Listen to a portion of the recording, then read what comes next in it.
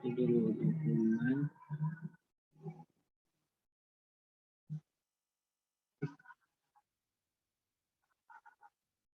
PDF. Ada tulisan nih nggak bisa di screen. Bismillah.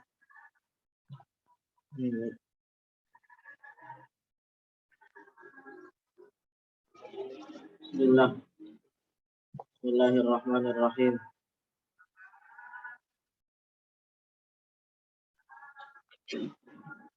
Bismillahirrahmanirrahim. Alhamdulillahirabbil alamin.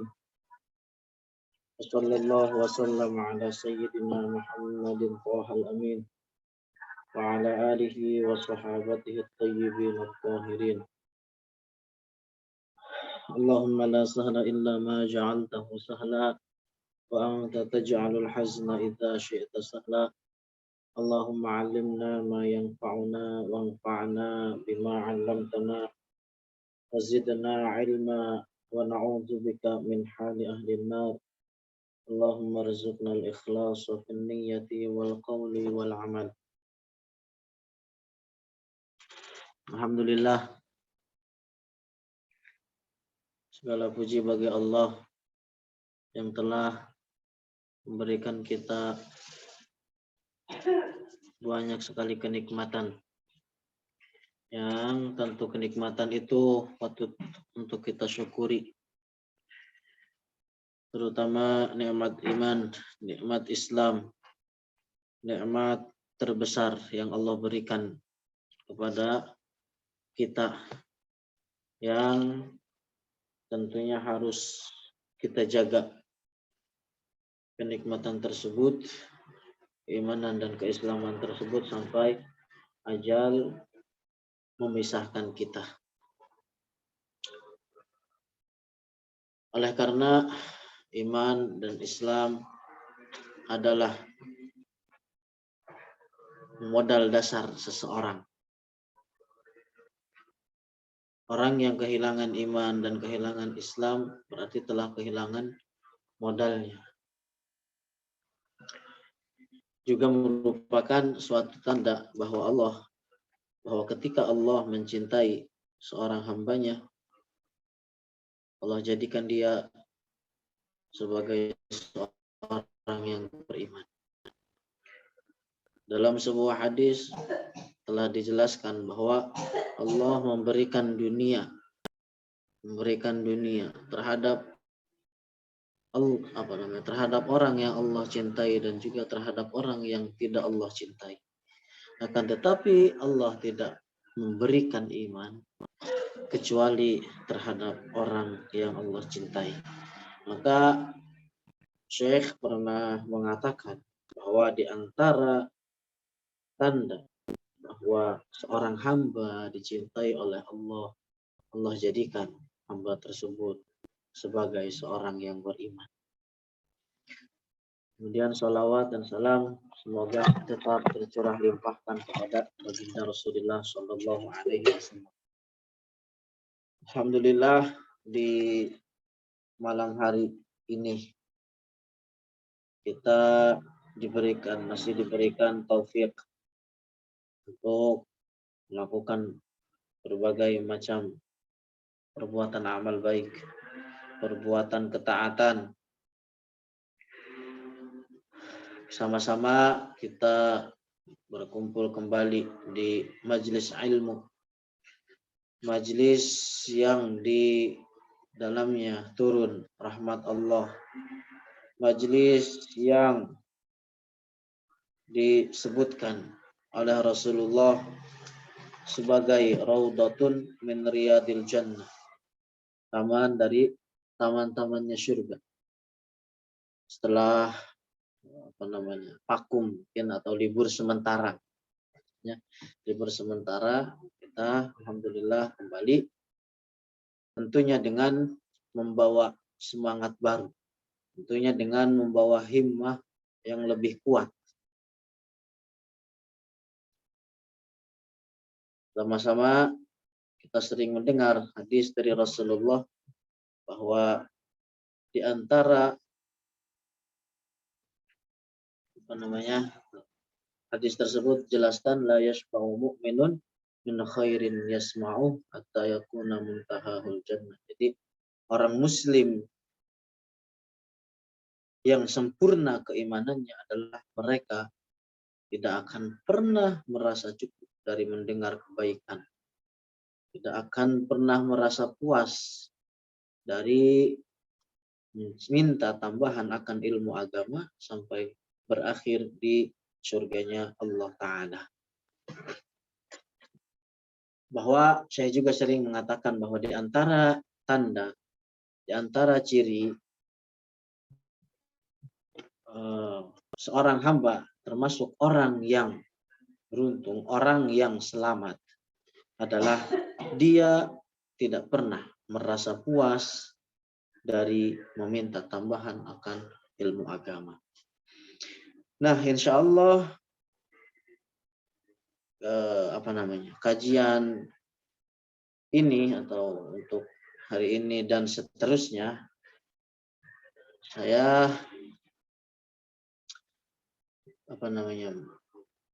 sudah menyelesaikan buku kedua. Judulnya tadi Cinta Selamanya. Cuma saya tadi bilang ke admin grup HBP, bagaimana kalau kita bacakan buku ini, tapi diberi judul kajian di sini dengan judul yang lain. Asli judul bukunya adalah buku Cinta Selamanya. Jadi buku ini di dalamnya kiat-kiat bagaimana cara membangun rumah tangga yang sakinah, mawaddah, warahmah. Ya, mungkin sekarang atau mungkin di Syawal ini juga banyak ya istilahnya banyak mereka yang berubah status. Dari tadinya jomblo ada kemajuan menjadi khitbah udah tunangan, lamaran.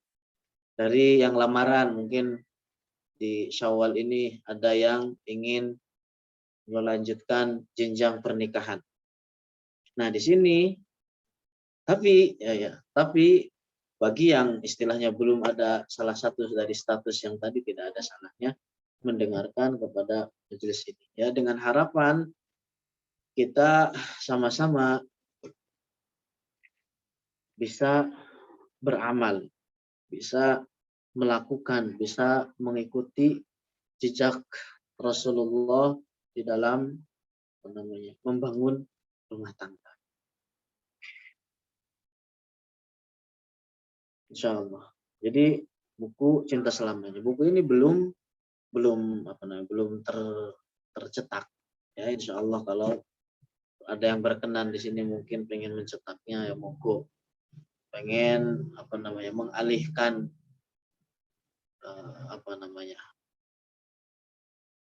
karangan saya dengan nama dia, ya monggo. Nggak jadi masalah. Yang jelas buku ini dengan harapan ya bisa bermanfaat bagi kita semua. Jadi didapatkan kelak kebaikan dari buku ini di lembaran-lembaran amal ibadah kita kelak di akhirat. Adapun yang ingin mencetak ya, nah insya Allah. Jadi buku ini, waduh, ada yang nanya ini. Jadi sebenarnya buku ini terinspirasi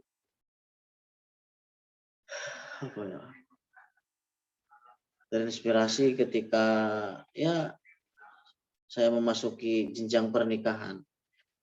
Ada kalanya saya menulis buku ini ya pertama untuk nasihat pribadi.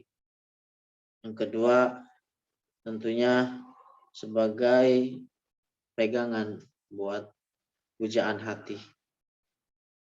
Hingga akhirnya ya diharapkan sama-sama dari kita mendapatkan ridha Allah, bahagia dunia dan akhirat.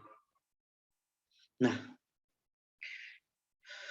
persembahan untuk yang tercinta. Kemudian juga untuk bangsa dan saya baca ini maksudnya. Saya baca dengan tadinya saya mau share screen cuman ini filenya masih dalam bentuk Word. Di sini nggak bisa di-share. Untuk Word-nya harus share-nya bisanya PDF. Jadi ya untuk pertemuan next lah kita convert ke PDF lalu kita share screen di sini. Nah, juga buku ini persembahan untuk bangsa dan negara Indonesia. Dan untuk mereka yang mendambakan keluarga sakinah, mawaddah, warahmah. Muqaddimah. Segala puji bagi Allah. Salawat dan salam semoga tetap tercurah limpahkan kepada baginda Nabi Muhammad sallallahu alaihi wasallam. Menikah adalah suatu kebahagiaan dunia akhirat. Ketenangan, kesabaran, dan saling memberi. Menikah adalah kecintaan dan akhlak, pelajaran dan kehidupan, ketenangan dan kenyamanan, merupakan jalan untuk mempersiapkan diri menyambut kehidupan akhirat. Merupakan suatu kenikmatan yang Allah berikan dan tidak diketahui keagungan nikmat tersebut kecuali ketika kehilangannya. Menikah adalah ikatan yang kuat. Menikah adalah ibadah, ketaatan, pahala, tambahan kebaikan, dan juga sunnah para nabi. Menikah adalah kenyamanan, ketetapan, membangun, bukan untuk menghancurkan. Menikah adalah perjalanan di dalam meraih cita-cita. Menikah adalah penutup dari kesendirian. Kesucian mengandung hikmah dan rahasia. Menikah adalah cerita dan jalan seseorang di dalam menata kehidupannya, pekerjaannya, makanannya, tidurnya, dan ibadahnya kepada Allah. Menikah adalah melabuhkan keturunan yang soleh dan solehah. Menikah adalah obat dari berbagai macam penyakit. Allah jadikan di dalam pernikahan adanya kecintaan dan kasih sayang. Di dalam kitab-kitab fikih yang lebar, yang udah istilahnya yang tebal, yang luas, para ulama di situ sering menjelaskan bahwa ada sebuah penyakit yang mana penyakit tersebut itu hilang atau sembuh dengan menikah.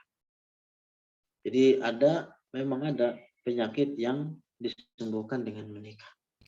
Sebenarnya disitulah tadi saya katakan bahwa menikah adalah obat.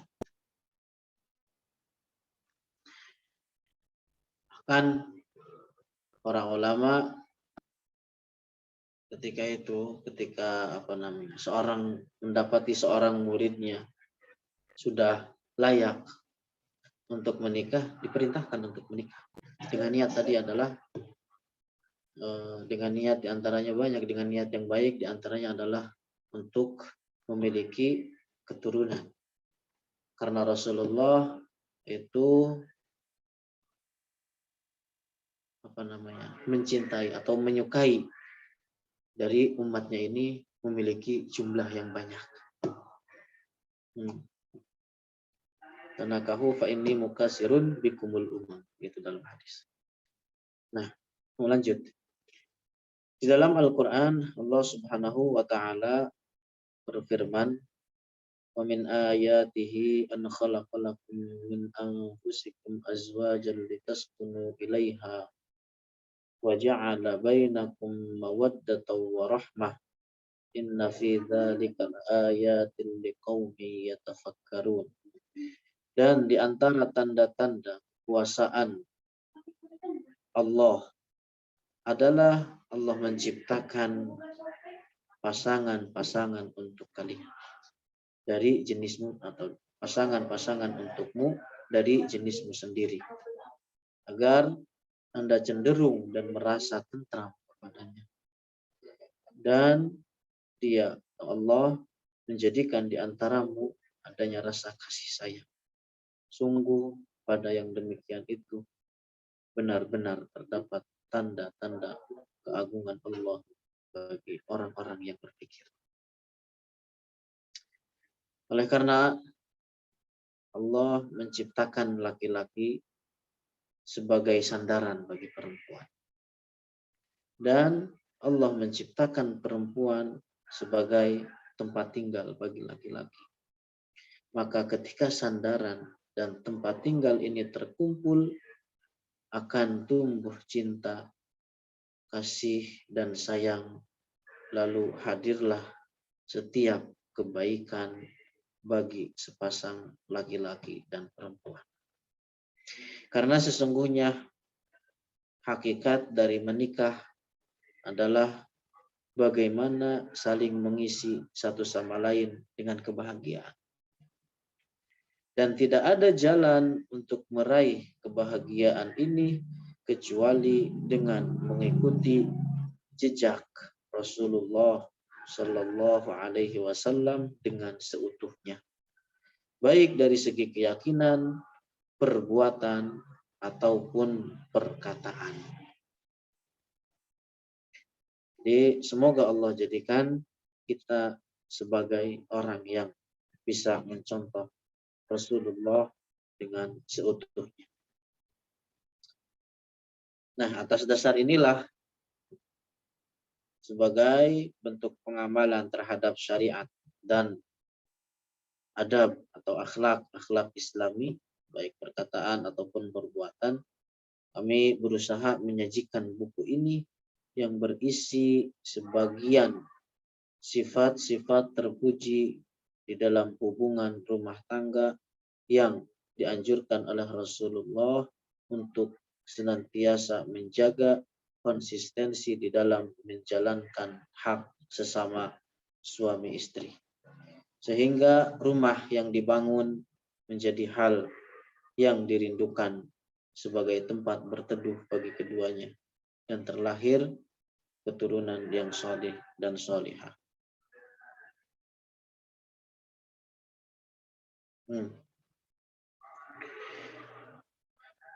Kami dedikasikan buku ini bagi setiap pemuda dan pemudi, bagi dua insan yang saling mencintai, bagi dua insan yang sudah saling khidmah, bagi setiap mempelai laki-laki dan perempuan, bagi setiap sepasang suami istri, bagi setiap orang yang menginginkan keutuhan dan kerukunan rumah tangga, bagi setiap orang yang menginginkan cinta untuk selamanya.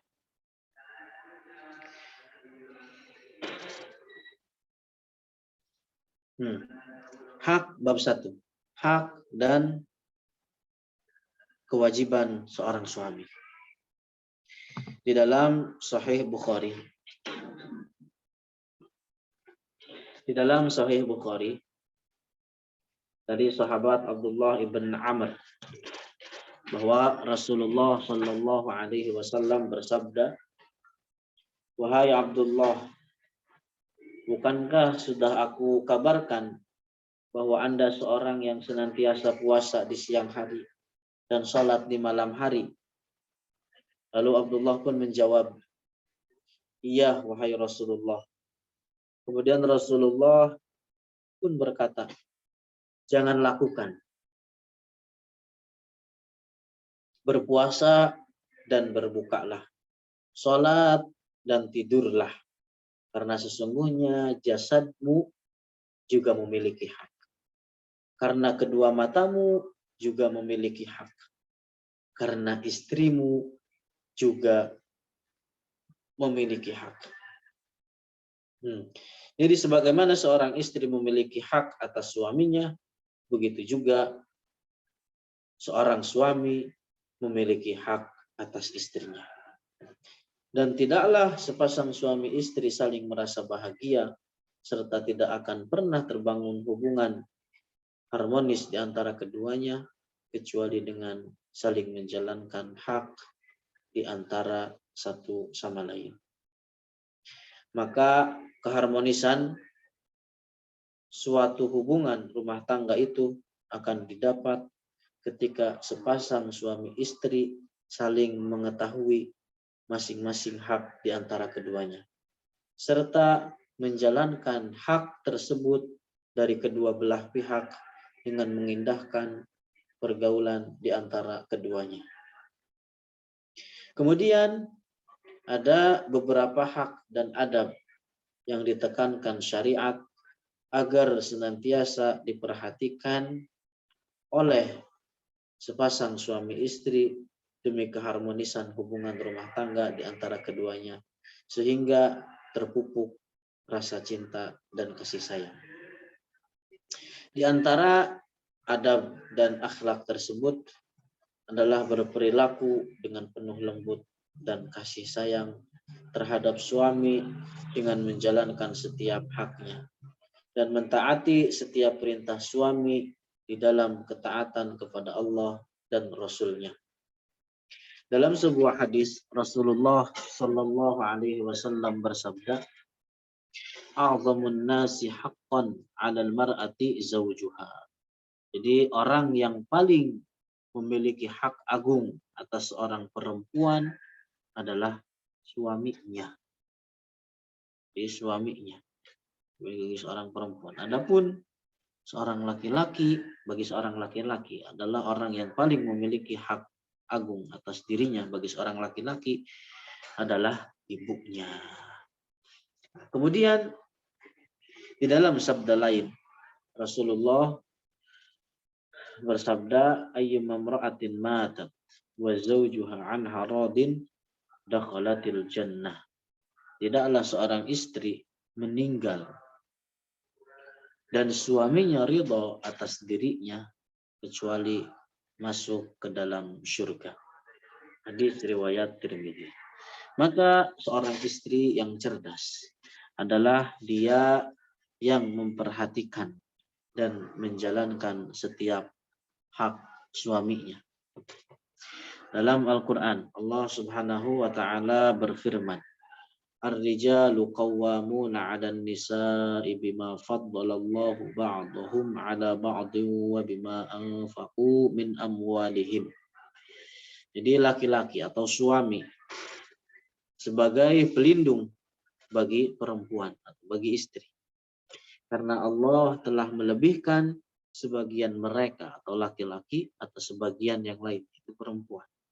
Dan karena mereka yang laki-laki atau suami telah memberikan nafkah dari hartanya, ya, memberikan nafkah dari hartanya laki-laki untuk istri.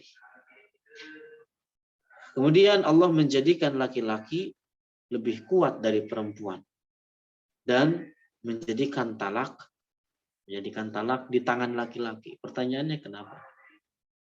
Kenapa talak itu ada di tangan laki-laki? Karena jawabannya adalah karena Allah menjadikan akal laki-laki itu lebih besar dari yang diberikan kepada perempuan. Begitu juga dari segi kekuatan jasad atau tubuh, kekuatan tubuh, Allah jadikan kekuatan jasad seorang laki-laki lebih kuat dari seorang perempuan. Dan ini merupakan suatu perkara yang tidak bisa diingkari oleh siapapun. Jadi secara umum, secara global, laki-laki itu lebih kuat dari perempuan.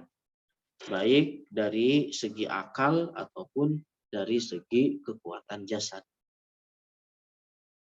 Itu secara umum. Jadi tidak bisa diingkari. Bahkan atau disebutkan dalam sebuah hadis bahwa yang dimaksud dengan hadis an-nisa'u naqisatun aqlun wa dinun, artinya perempuan itu kurang dari segi akal dan agamanya.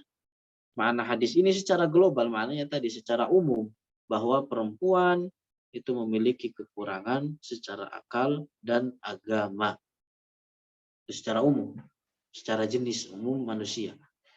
Nah, meski demikian ada sebagian perempuan atau sebagian individu dari perempuan yang secara akal itu lebih kuat daripada laki-laki. Yang secara fisik individual, jadi kita berbicara dengan individual yang secara individual, ada perempuan yang tubuhnya atau jasadnya lebih kuat daripada laki-laki. Makanya hadis yang tadi disebutkan an-nisa'u naqisatun aqlun wa dinun, bahwa hadis ini bukanlah maknanya sebagai cacian bagi kaum perempuan. Tidak. Akan tetapi dari segi bahwa seorang perempuan itu tidak akan pernah mendapatkan pahala sholat secara utuh sepanjang tahun sebagaimana hal ini bisa diraih oleh laki-laki. Itu makna dari kurangnya perempuan dari segi agama itu, bahwa perempuan tidak akan pernah bisa mendapatkan pahala sholat sepanjang tahun sebagaimana hal ini bisa diraih oleh laki-laki. Sebab apa? Kenapa? Jawabannya karena perempuan dilalui oleh haid ataupun juga oleh nifas. Makanya dalam Al-Quran dijelaskan walir rijali alaihinna darajah, dan bagi laki-laki atau bagi suami itu mempunyai kelebihan di atas perempuan atau di atas istri. Bukankah seorang suami itu dibebani untuk menafkahi istrinya? Untuk apa tujuannya? Oleh karena seorang suami itu memiliki kepemimpinan atas istrinya. Jadi dengan demikian seorang istri wajib untuk mentaati setiap perintah suaminya di atas dasar ketaatan terhadap Allah Ta'ala. Kemudian judul kedua. Paham ini sampai sini? Ada yang ditanyakan? Satu judul. Kalau tidak ada yang ditanyakan, saya yang nanya. Oke, lanjut. Judul baru. Kebanyakan penduduk neraka adalah dari kalangan perempuan.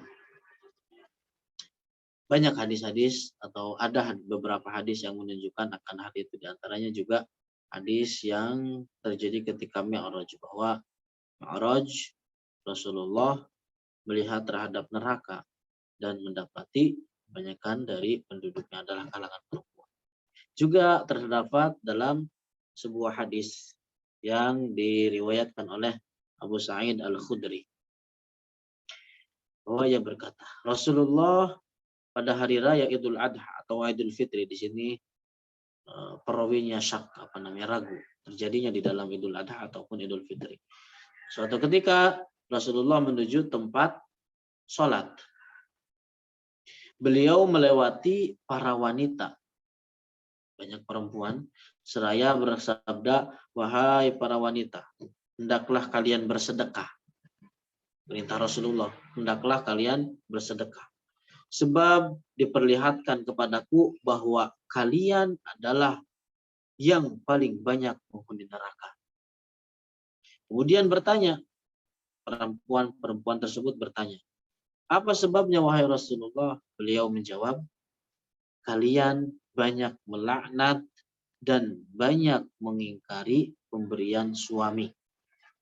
Dan aku tidak pernah melihat dari tulang laki-laki yang akalnya lebih cepat hilang dan lemah agamanya selain kalian. Kami bertanya lagi, wahai Rasulullah, apa tanda dari kurangnya akal dan lemahnya agama kami? Beliau menjawab, bukankah persaksian seorang wanita setengah dari persaksian lelaki? Artinya apa? persaksian perempuan itu kan setengah dari persaksiannya laki-laki. Misalnya contoh dalam persaksian hilal, perempuan tidak diterima persaksiannya, ru'yatul hilal. Kalau perempuan melihat hilal itu kan tidak diterima persaksian. Begitu juga persaksian-persaksian yang lainnya. Makanya dikatakan bahwa perempuan persaksiannya setengah dari persaksian laki-laki. Kemudian kami jawab benar. Beliau berkata lagi, itulah kekurangan akalnya. Dikurangnya akal perempuan di situ. Kemudian, dan bukankah seorang wanita, mana lagi? Benar. Beliau berkata lagi, itulah kekurangan akalnya. Dan bukankah seorang wanita bila dia sedang haid dan tidak dia sedang haid, dia tidak sholat dan tidak berpuasa? Kami jawab benar.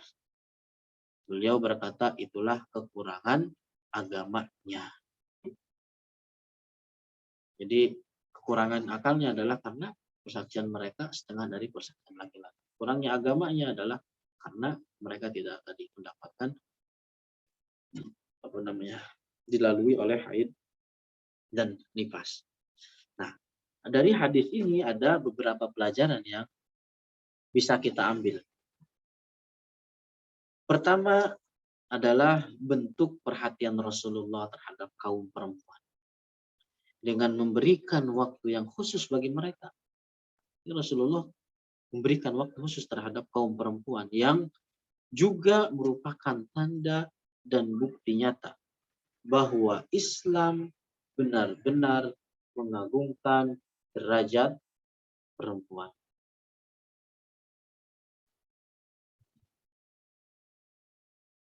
Yang kedua, pelajaran kedua yang bisa diambil adalah tentang kemudahan agama Islam, bahwa Islam itu adalah mudah.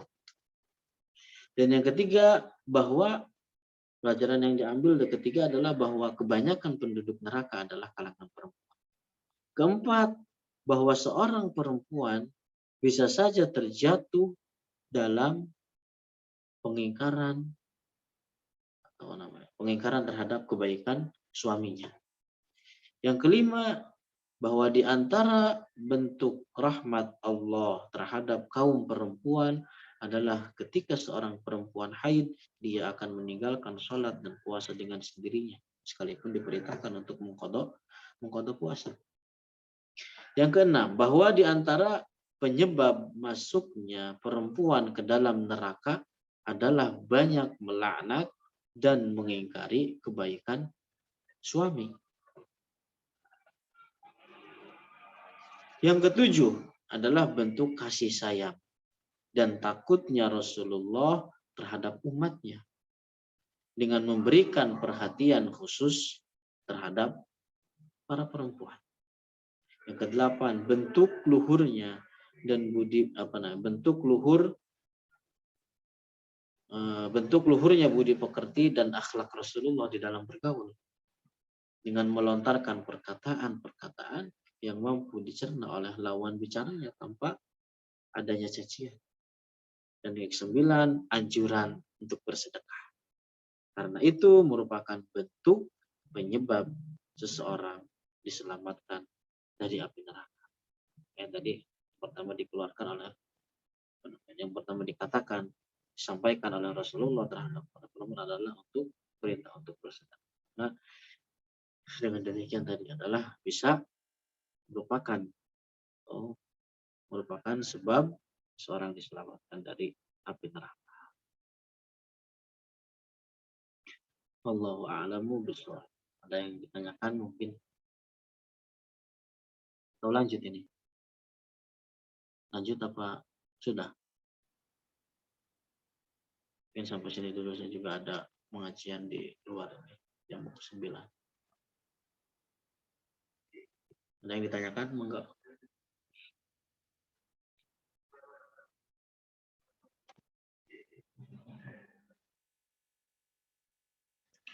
Ini masih banyak pelajaran yang bisa diambil dari hadis tersebut.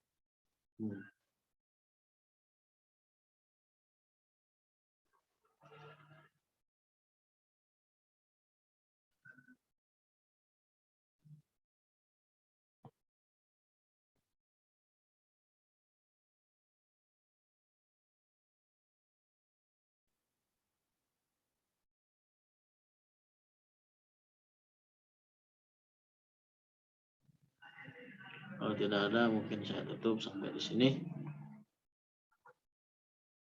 Ya dzal jalali wal ikram, Allahumma shalli ala Muhammad wa ala ali. Allahumma inna nas'aluka 'ilman nafi'an wa 'amalan mutaqabbalan, rizqan wasi'an, halalan thayyiban barakah. Allahumma inna na'udzubika min 'ilmin la yanfa'u, min qalbin la yakhsha', wa min nafsin la tashba', wa min du'a'in la yustajabu lah. Allahumma rizqna ru'yata habibika sallallahu alaihi wasallam في هذه الليلة وفي كل ليلة على صورته الأصلية، وهو يبشرنا بدخول الجنة. ربنا هب لنا من أزواجنا وذرياتنا قرة أعين واجعلنا للمتقين إماما لدنك ذرية طيبة إنك سميع الدعاء. ربنا آتنا في الدنيا حسنة وفي الآخرة حسنة وقنا عذاب النار. سبحان ربك رب العزة عما يصفون وسلام على المرسلين والحمد لله رب العالمين. بارك الله فيكم أكرمكم الله.